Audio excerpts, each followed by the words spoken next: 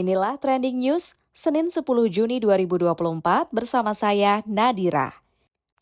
Israel melakukan pembantaian hingga menewaskan 210 warga Palestina untuk membebaskan 4 sandera yang ditawan Hamas. Tentara Israel mengerahkan sejumlah besar pasukan dalam sebuah operasi dadakan besar-besaran di dua lokasi terpisah di Al-Nusairat di Gaza Tengah.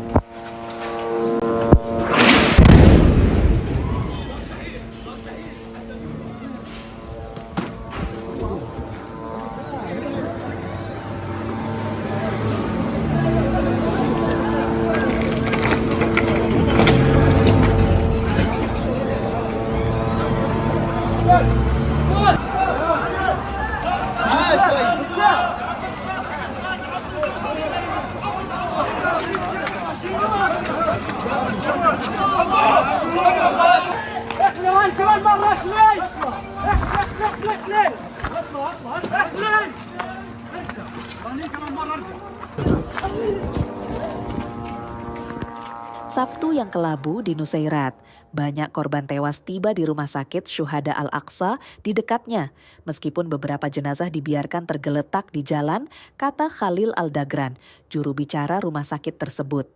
Al-Dagran mengatakan semua korban tewas terkena tembakan Israel di kamp pengungsi Nusairat pada Sabtu pagi dan puluhan lainnya terluka. Peristiwa ini terjadi setelah tentara Israel mengumumkan operasi penyelamatan 4 sandera Israel di Nusairat pada Sabtu pagi, yang menurut mereka terjadi di bawah serangan. Tentara Israel menyebutkan sandera yang diselamatkan adalah Noah Argamani, Almog Meir Jan, Andrei Kozlov, dan Shlomi Ziv. Operasi pembebasan 4 sandera itu juga menyebabkan tewasnya Komandan Unit Kontraterorisme Arnon Zamora. Hamas bahkan menyebut dalam saluran tidak resmi beberapa sandera lain turut menjadi korban, meski tidak menyebut jumlahnya. Kepulangan 4 sandera itu ke Israel disambut dengan meriah. Namun, ribuan warga Israel tetap turun ke jalanan untuk meminta Perdana Menteri Netanyahu mengundurkan diri. Netanyahu dianggap gagal dalam operasi militer di Gaza karena baru bisa membebaskan 4 sandera setelah 9 bulan berperang.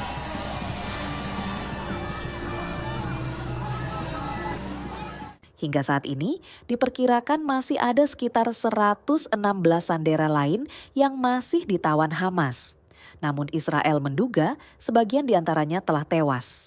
Hamas menggunakan keberadaan para sandera sebagai faktor penekan kepada Israel untuk membebaskan ribuan warga Palestina yang ditahan di sejumlah penjara Israel dan mengakhiri aksi genosida di Gaza. Benny Gantz, anggota Kabinet Perang Israel yang berhaluan tengah, mengumumkan pengunduran dirinya pada hari Minggu.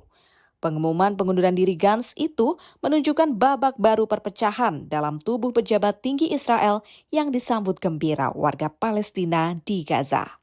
Sejak lama Gantz mengancam mundur. Sikapnya tersebut memperdalam perpecahan dalam kepemimpinan Israel.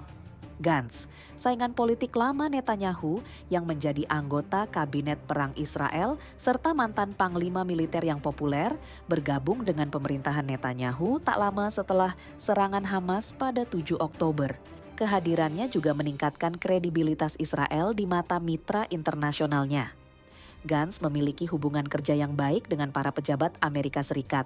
Gantz menganggap Netanyahu gagal dalam perang melawan militan Hamas di Gaza. Gantz menyerukan pemilu dini dengan mengatakan harus ada pemilu yang pada akhirnya akan membentuk pemerintahan yang akan mendapatkan kepercayaan rakyat dan mampu menghadapi tantangan. Pengunduran Gantz diikuti pula oleh 2 pejabat senior lainnya, Gadi Eisenkot, jenderal dan pengamat kabinet perang, serta menteri tanpa portofolio Chili Tropper. Di sebuah kamp pengungsian di Gaza, warga Palestina menonton dari tayangan televisi, sontak menyambut gembira pengunduran diri Gantz, Eisenkot, serta Tropper ini. Mereka merayakannya dengan bertepuk tangan serta bersiul-siul gembira. Seiring dengan berlanjutnya perang Israel di Gaza, perselisihan mengenai strategi dan cara terbaik untuk memulangkan sisa sandera Israel makin terbuka lebar. Hal ini berpuncak pada Gantz yang menuduh Perdana Menteri Netanyahu mengabaikan pertimbangan strategis seperti kesepakatan penyanderaan demi kelangsungan politiknya sendiri. Triliunan tongeret yang mengubur diri di bawah tanah selama 13 atau 17 tahun kini mulai naik ke permukaan di Amerika Serikat. Fenomena ini menarik karena dua jenis tongeret bertemu setelah 2 abad silam. Kawasan Barat Tengah atau Midwest dan Tenggara alias Southwest akan menjadi saksi fenomena alam langka ini. Setelah berada di bawah tanah selama 13 atau 17 tahun, tongeret yang di Amerika disebut cicada muncul ketika suhu tanah mencapai sekitar 17 derajat Celcius. They're like teenagers coming out of the ground, right? And they are ready to go, yeah. First thing that they have to do when they dig their way to the surface is they have to molt into the adult stage. So they come out as nymphs. 2 indukan tongeret muncul tahun ini.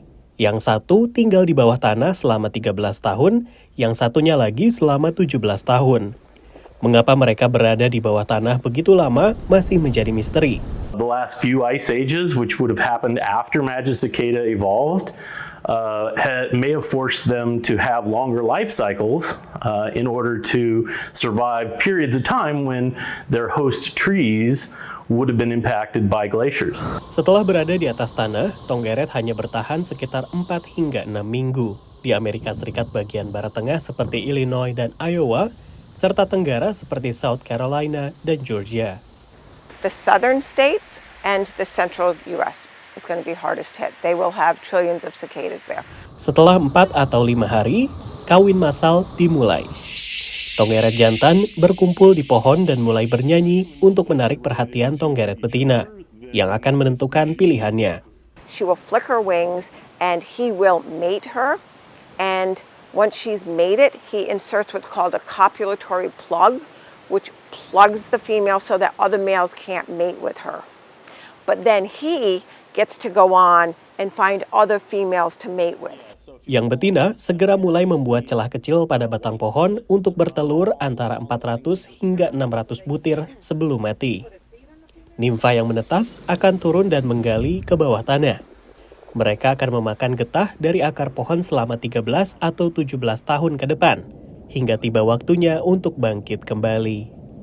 Siklus tongeret tahun ini bersejarah karena 2 kelompok ini, yakni Brood 13 dan Brood 19, terakhir kali bertemu 2 abad yang lalu, yakni 1803. Generasi penerus dari 2 indukan ini baru akan kembali bertemu pada tahun 2245. Kita ke Jerman. Currywurst, sosis dengan saus kari, merupakan camilan populer di Jerman, terutama saat turnamen sepak bola. Resepnya dirahasiakan namun banyak dijual di berbagai restoran dan stadion, termasuk Ali Brand di Olympiastadion Berlin. Menuju kejuaraan Eropa musim panas ini, salah satu suguhan makanan yang paling menggiurkan adalah currywurst. Mari kita lihat apa keistimewaan makanan tersebut.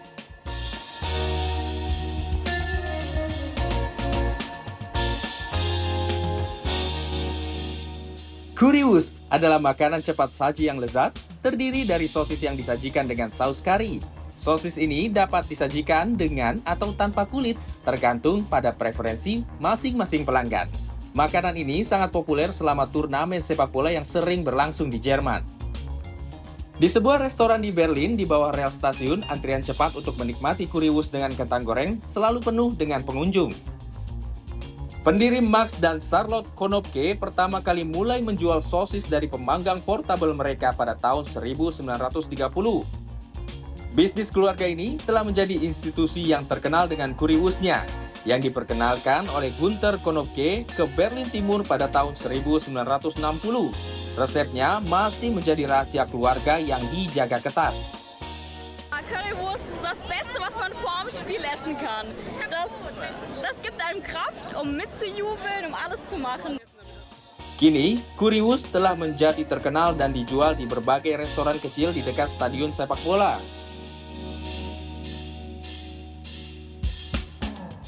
Para penggemar yang menghadiri pertandingan di Olympiastadion Berlin dapat menikmati currywurst mereka dari Ali Brand, yang telah menawarkan makanan cepat saji ini di luar stadion selama lebih dari 40 tahun.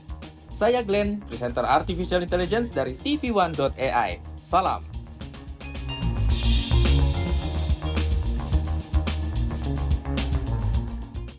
Terima kasih Anda sudah menyaksikan Trending News. Saya Nadira, presenter Artificial Intelligence dari TV1.ai. Kita jumpa lagi esok. Salam.